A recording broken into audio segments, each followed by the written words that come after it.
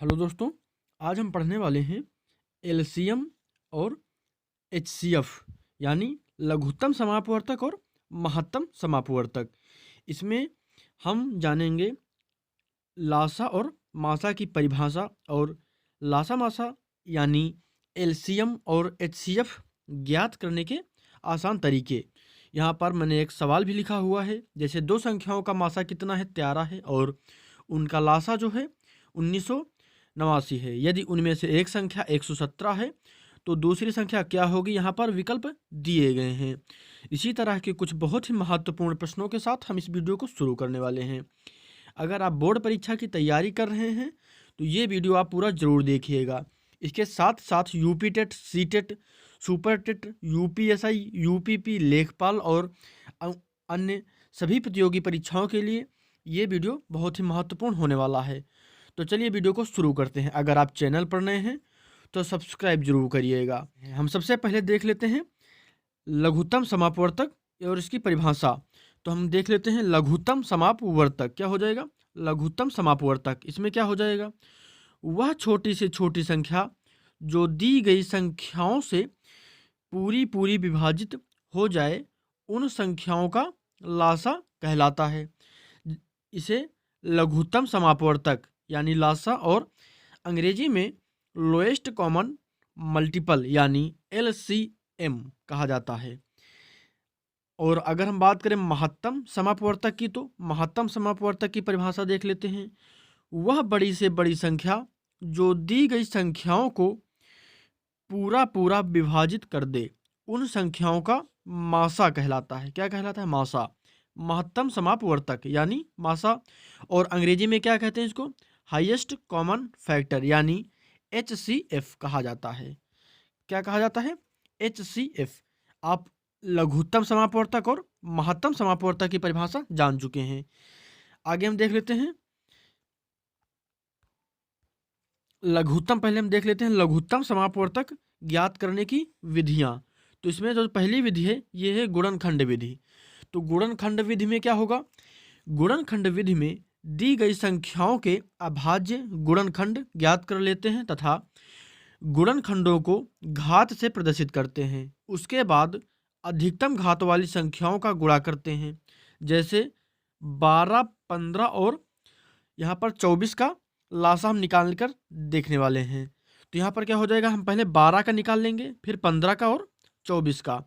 तो यहाँ पर क्या हो जाएगा, 12 का क्या हो जाएगा, जब हम इसका गुणनखंड करेंगे तो यहाँ पर हो जाएगा 2 गुणे 2 गुणे 3। क्या हो जाएगा, 2 गुणे 2 गुणे 3, 2 दूना 4 3 12। ये हो जाएगा 2 दूना 4 3 12, ये हो जाएगा। और जो इसको मैंने आगे लिखा है ये घात के रूप में लिख लिया है। 2 की घात क्या हो जाएगा, 2 की घात 2। अब गुणे में क्या हो जाएगा, 3 की घात 1। तो इसमें क्या हो जाएगा, यहाँ पर 3 की जो अधिकतम घात है ये 1 है, इसलिए यहाँ पर 1 लिखा गया है। आगे 15 के अगर हम गुणनखंड करते हैं तो क्या हो जाएगा, 3 गुणे 15, और इसको भी हम घातों के रूप में लिख लेते हैं। उसके बाद 24 का जब हम गुणनखंड करेंगे तो क्या होगा, 2 गुणे 2 गुणे 3 गुणे 2 गुणे 2 गुणे 2 गुणे 3। तो यहाँ पर जो 2 की अधिकतम घात है ये हो जाएगी 3, और जो 3 की अधिकतम घात है ये हो जाएगी 1। उसके बाद हम इन सभी को जो अधिकतम घातें हैं इनको हम लिख लेते हैं। तो यहाँ पर जब हम लिखते हैं तो क्या हो जाएगा, 2 की जो यहाँ पर अधिकतम घात क्या है, तो यहाँ पर 3 है, तो हम यहाँ पर 2 की अधिकतम घात 3 लिख लेंगे। उसके बाद 3 की जो अधिकतम घात है ये क्या है, 1 है। उसके बाद 5 की जो अधिकतम घात है 1 है, इसको हम यहाँ पर लिख लेंगे। उसके बाद हम इनका सभी का गुणा कर देंगे और हमारा एलसीएम आ जाएगा। तो यहाँ पर क्या हो जाएगा, 2 गुणे 2 गुणे 2 यानी 2 दूना 4 दूनी 6, 6 त्रिक 24। अगर हम देखें तो 24 गुणे हो जाएगा 5, और इसका जब हम निकालेंगे पूरा जब गुणा करेंगे तो हो जाएगा 120। क्या हो जाएगा, 120। इनको जब आप गुणा करेंगे तो हो जाएगा हमारा जो एलसीएम प्राप्त होगा ये होगा 120। आगे हम देख लेते हैं अगली विधि क्या है। तो अगली विधि है भाग विधि।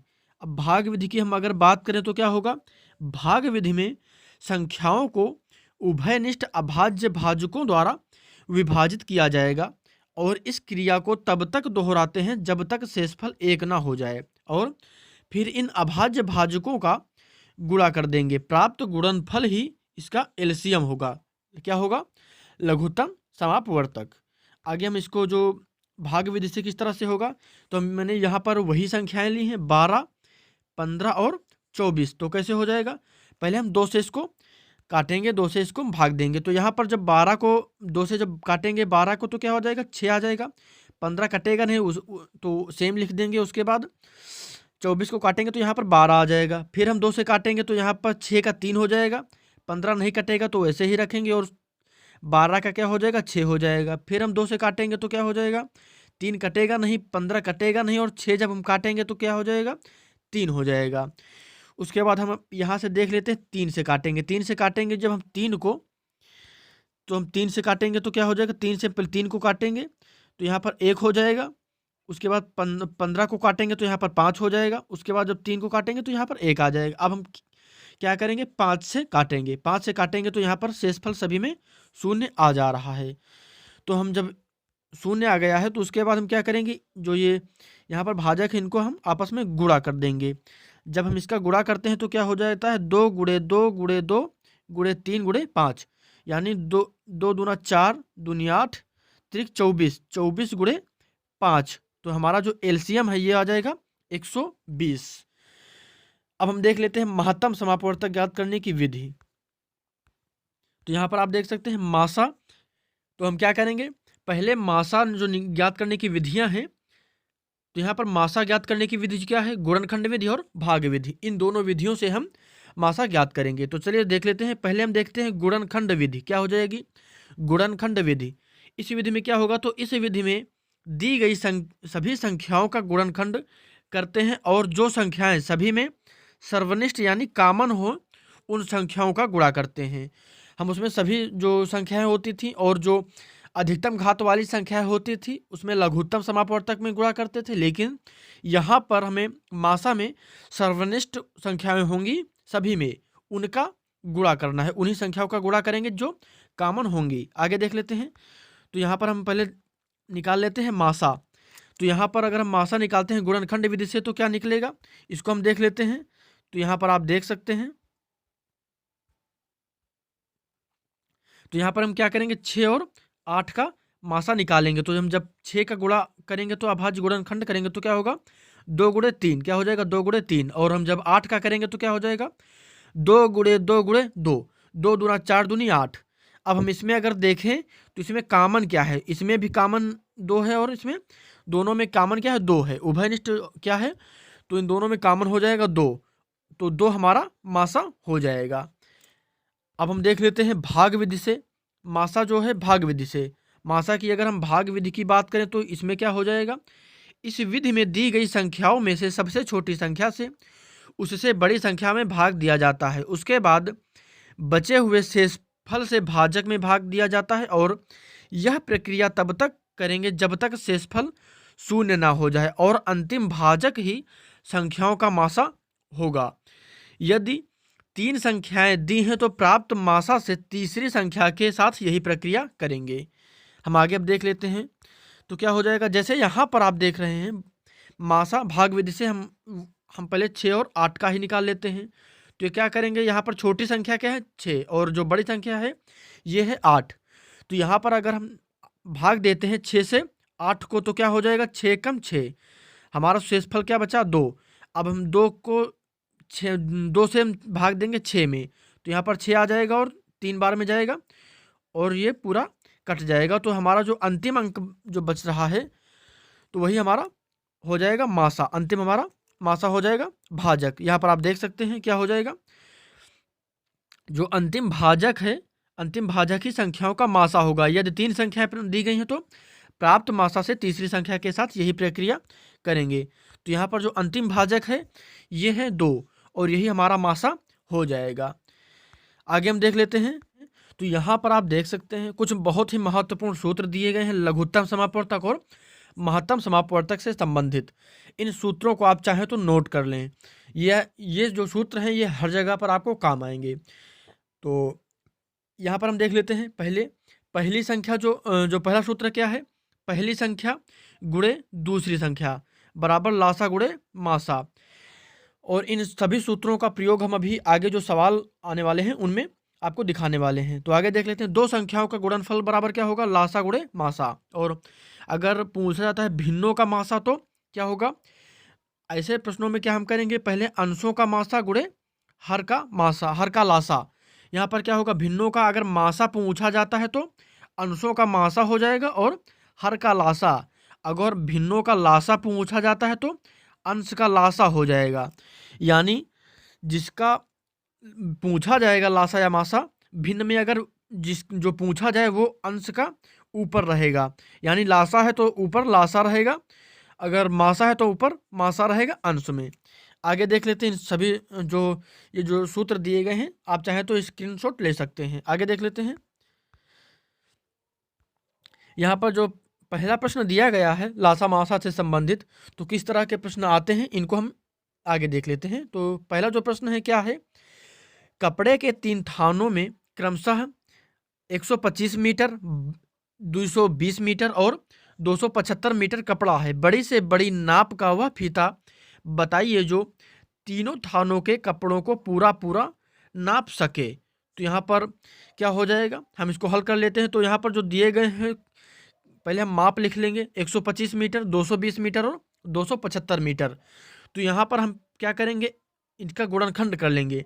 तो यहाँ पर जब 125 का गुणनखंड करते हैं तो 5 गुणे 5 गुणे 5 3 बार में आएगा, और 220 का हम जब गुणनखंड करते हैं तो क्या आएगा, 2 गुणे 2 गुणे 5 गुणे 11, और 275 का करते हैं तो 5 गुणे 5 गुणे 11। और जब हम इसका कामन निकालते हैं तो क्या हो जाता है, अब हम इसका कामन निकालते हैं। तो इसमें जब हम कामन निकालेंगे तो सब में कामन कौन सी संख्या है, तो यहाँ पर 5 है, और इसमें भी 5 है, और इसमें भी 5 ही है, और यही हमारा मासा हो जाएगा। अब आपके मन में ये प्रश्न आ रहा होगा कि मैंने इसमें मासा ही क्यों निकाला है। तो यहाँ पर जो सवाल दिया गया है आप एक बार और पढ़ें, क्या देखना है इसमें, कपड़े के 3 थानों में क्रमशः 125 मीटर, 220 मीटर और 275 मीटर कपड़ा है। बड़ी से बड़ी नाप का वह फीता बताइए जो तीनों थानों के कपड़ों को पूरा पूरा नाप सके। यानी हमें मासा निकालना है। मासा की परिभाषा क्या होती है आप अभी देख चुके हैं, हमें यहाँ पर मासा बताना था, क्योंकि यहाँ पर पूछा क्या गया, बड़ी से बड़ी नाप का वह फीता पूछा गया है जो इन तीनों कपड़ा, जो 3 थानों का कपड़ा दिया गया है, इनको नाप सके। यहाँ पर ये नहीं पूछा गया है कि बड़ी से बड़ी जो छोटी वह संख्या बताइए जो इन सभी से डिवाइड हो जाए, इन सभी से कट जाए या भाग चली जाए, तब वहाँ पर हम लासा निकालते, क्या निकालते, लासा। लेकिन यहाँ पर जो पूछा गया है पूरा पूरा नाप सके, इसलिए यहाँ पर मासा निकलेगा। आगे देख लेते हैं, तो यहाँ पर प्रश्न क्या है, दो संख्याओं का मासा कितना है, 16 है, और उनका गुणनफल क्या है, 6400, 6400। तो इसका हमें लासा बताना है। तो यहाँ पर हम इसका हल निकालेंगे तो क्या हो जाएगा, दो संख्याओं का गुणनफल कितना दिया गया है, 6400, और जो मासा दिया गया है 1600, हमें लासा निकालना है। तो यहाँ पर सूत्र क्या होता है, दो संख्याओं का गुणनफल बराबर लासा गुणे मासा। तो यहाँ पर जो दो संख्याओं का गुणनफल दिया गया है 6400, 6400, और लासा जो हमें निकालना है तो हम इसको ऐसे ही लिख लेंगे, और यहाँ पर मासा की जगह जो दिया गया है मासा 16 लिख लेंगे।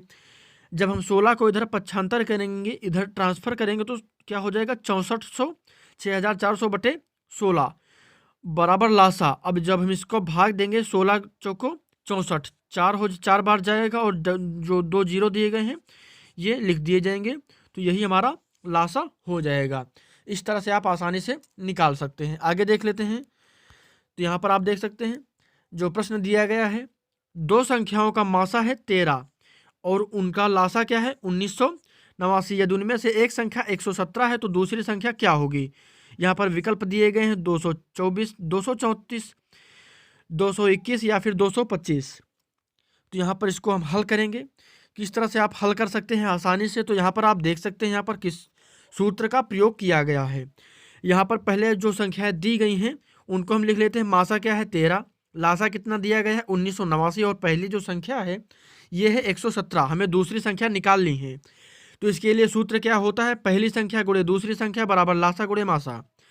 तो यहाँ पर पहली संख्या 117, दूसरी संख्या हमें निकालनी है, तो दूसरी संख्या को ऐसे ही लिख देंगे, और क्या हो जाएगा 1989 गुणे 13। लासा क्या है 1989 और मासा जो है 13 है, तो यहाँ पर 13 और 1989 को लिख देंगे।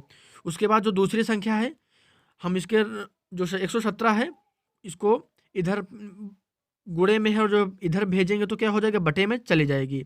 और जो दूसरी संख्या है इसको हम निकालनी है तो यहीं पर लिखा रहने देंगे। तो क्या हो जाएगा 1989 गुणे 13 बटे यहाँ पर क्या हो जाएगा 117।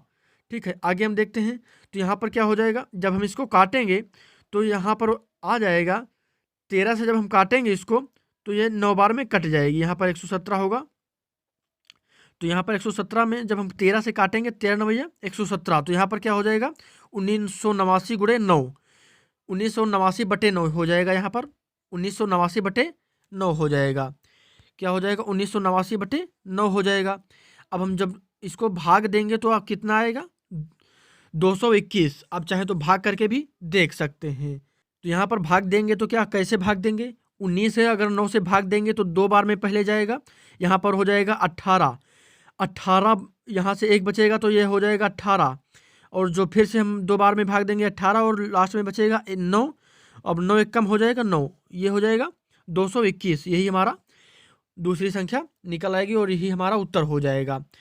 तो यहाँ पर आप देख सकते हैं पहली संख्या, दूसरी संख्या, लासा और गुणे मासा, इसमें से कोई भी अगर 3 संख्याएं दी गई हैं, 3 चीज़ें दी गई हैं तो आप चौथा यहाँ से निकाल सकते हैं। अगर यहाँ पर मासा पूछा जाता तो आप निकाल सकते थे पहली संख्या गुणे दूसरी संख्या और लासा दिया गया है तो मासा निकाल सकते हैं। मासा और लासा और दूसरी संख्या दी गई है तो पहली संख्या निकाल सकते हैं। और अगर यहाँ पर पहली संख्या लासा और मासा दिया गया है तो अभी मैंने दूसरी संख्या यहाँ पर आपको निकाल के बताई है। इस तरह से लासा और मासा से संबंधित कोई भी प्रश्न होगा आप आसानी से हल कर पाएंगे।